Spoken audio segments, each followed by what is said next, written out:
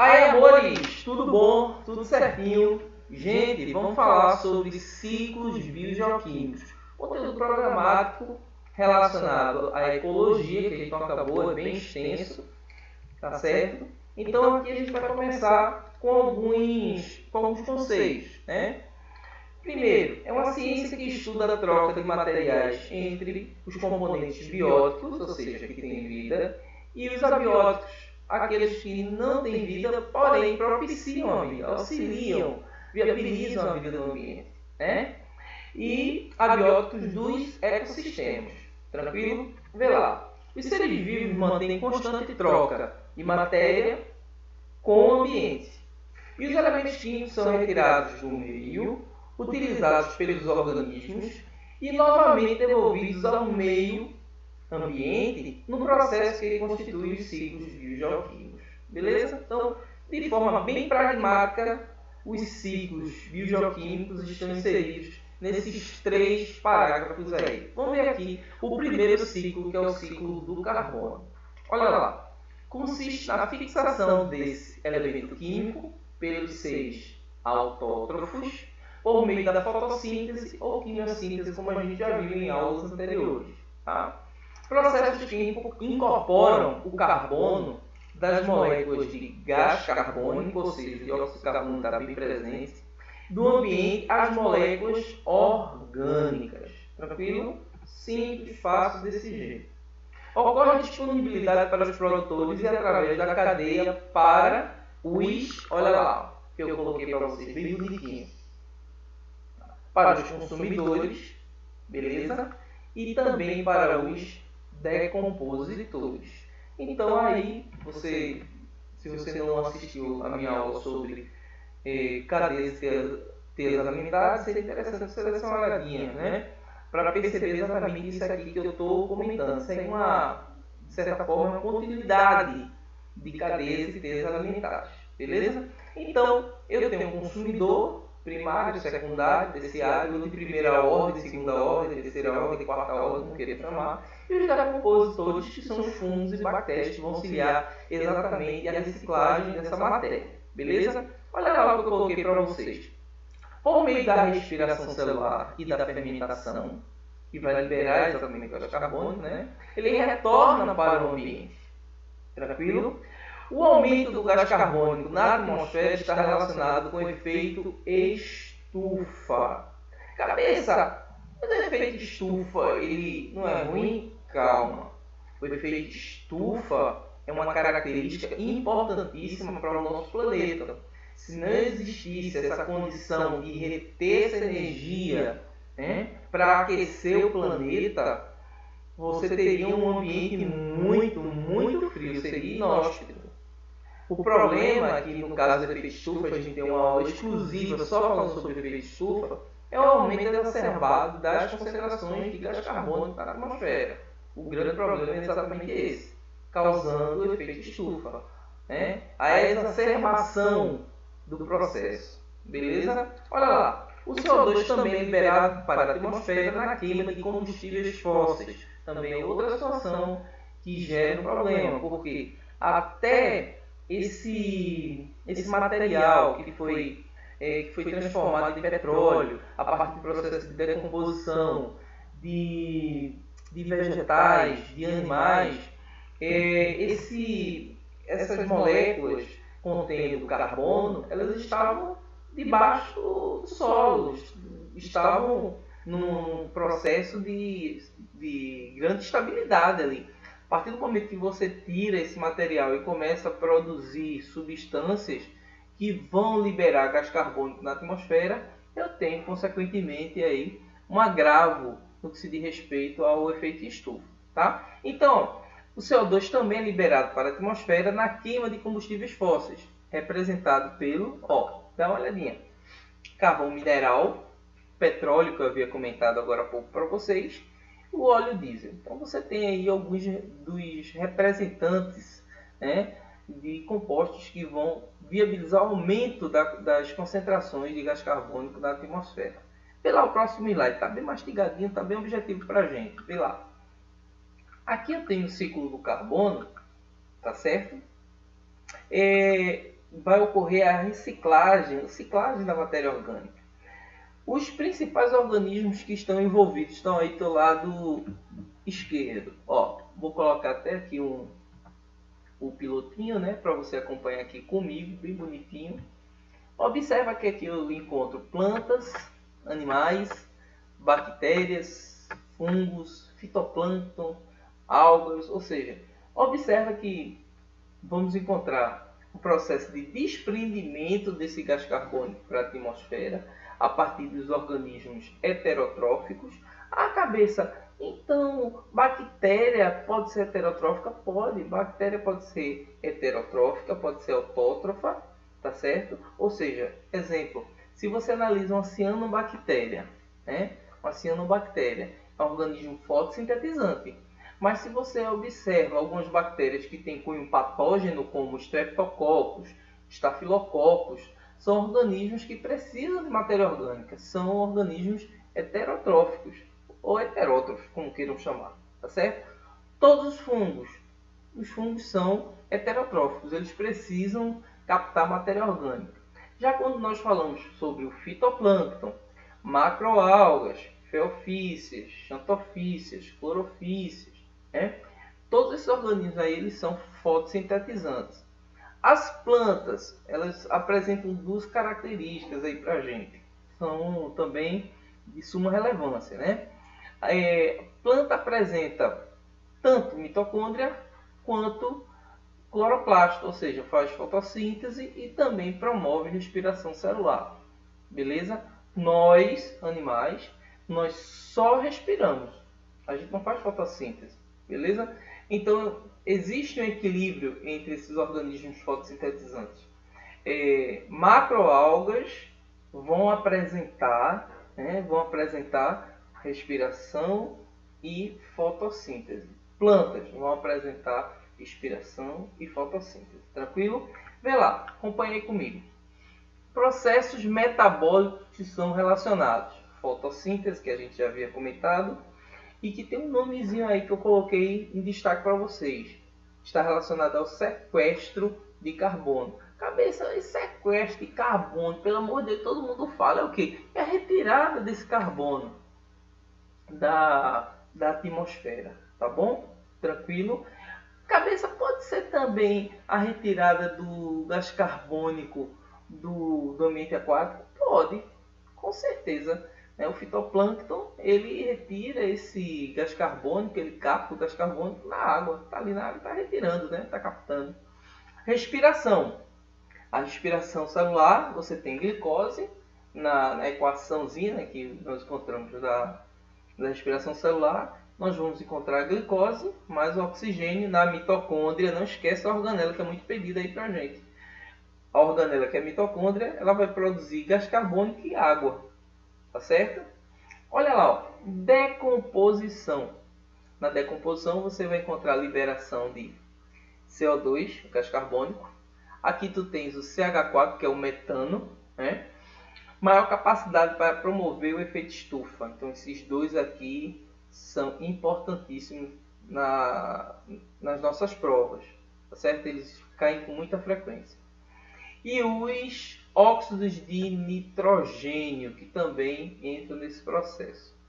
E sem falar também da combustão, que libera gás carbônico. Tranquilo? Beleza? Então, é importante que você tenha aí em mente todos esses aspectos, todos esses pontos que eu coloquei. Vê lá. Aqui eu coloquei duas especificidades, na realidade, né? Dinâmica físico-química mais complexa do que o ciclo da água. Isso é um fato que nós podemos constatar. Vocês vão ver aí no ciclo da água como ele é muito simples. Há mais ou menos 500 milhões de anos existia 20 vezes mais moléculas de gás carbônico na atmosfera, né? Então, observe que essa dinâmica, esse trabalho aí dos organismos não vem de hoje, é milhões de anos, né? Então você tem aí esse equilíbrio. No que se diz respeito às concentrações dos gases, nós vamos encontrar 78 a 77%, 78% das concentrações que nós encontramos na atmosfera em relação aos gases é nitrogênio, gás nitrogênio. 21% você encontra na realidade o gás oxigênio.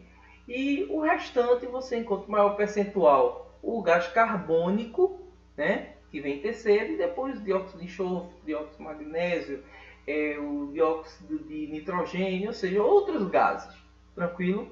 Beleza? Olha lá. Aqui eu coloquei para vocês de forma bem simplificada o ciclo do carbono, né? Olha lá. O carbono, vamos começar por aqui, né? Observe que a partir do processo de fotossíntese, o que é que nós vamos encontrar? O sequestro, a captação desse carbono a partir do ambiente.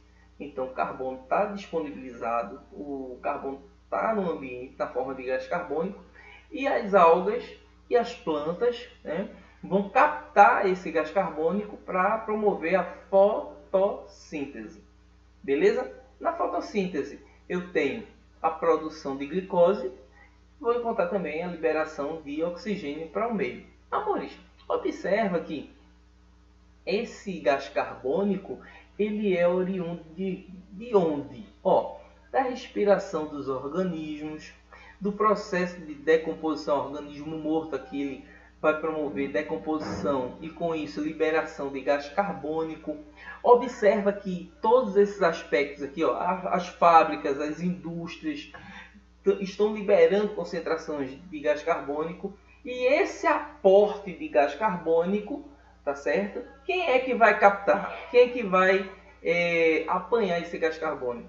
O fitoplâncton e os vegetais, não é isso? Observa aqui também um ponto que eu já havia comentado para vocês, que é em relação aos combustíveis fósseis, né? O petróleo tem grandes profundidades, muita matéria orgânica ali que sofreu decomposição, que foi quebrada, e essa matéria orgânica agora ela contém muito carbono. O problema é quando esse material ele é trabalhado e agora é liberado na forma de combustível fóssil na atmosfera. Tranquilo?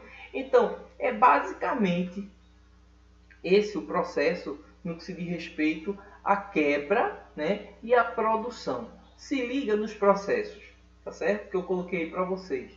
Fotossíntese relacionada ao sequestro, respiração relacionada à liberação, decomposição relacionada também à liberação de gás carbônico no ambiente, tá certo? Decomposição. Essa decomposição você vai encontrar tanto gás carbônico quanto metano. Esse metano ele é chamado também simplesmente por gás dos pântanos, porque quando existe alta concentração, quando ele entra em contato com o gás oxigênio, ocorre combustão. Tranquilo? E a emissão a partir de indústrias e fábricas que aumentam essas concentrações de gás carbônico na atmosfera e, consequentemente, do elemento químico carbono. Tá? Existe uma característica muito legal que nos anos 80, Cubatão, que é uma cidade industrial em São Paulo, emitia uma concentração muito grande de substâncias tóxicas. E Cubatão, na época, era uma das cidades que tinha maior índice de teratologias no Brasil. Né? Cabeça que é teratologia? São aquelas crianças que nascem com aplasias, com defeitos morfológicos, né? Com 3 braços, com 3 olhos, com um olho. Então, existia muito na cidade de Cubatão esse tipo de característica, tá certo? Em virtude do desprendimento desses gases tóxicos que causavam teratologias. Beleza? Tranquilo, simples, melzinho na chupeta, vê lá, que eu coloquei para vocês ainda. Ali embaixo, aqui embaixo, rico em carbono, né? Os combustíveis fósseis, como eu coloquei para vocês no slide anterior. Olha lá. Aqui você tem um ciclo mais detalhado, né? Você pode observar aqui o vegetal ele captando esse gás carbônico, né?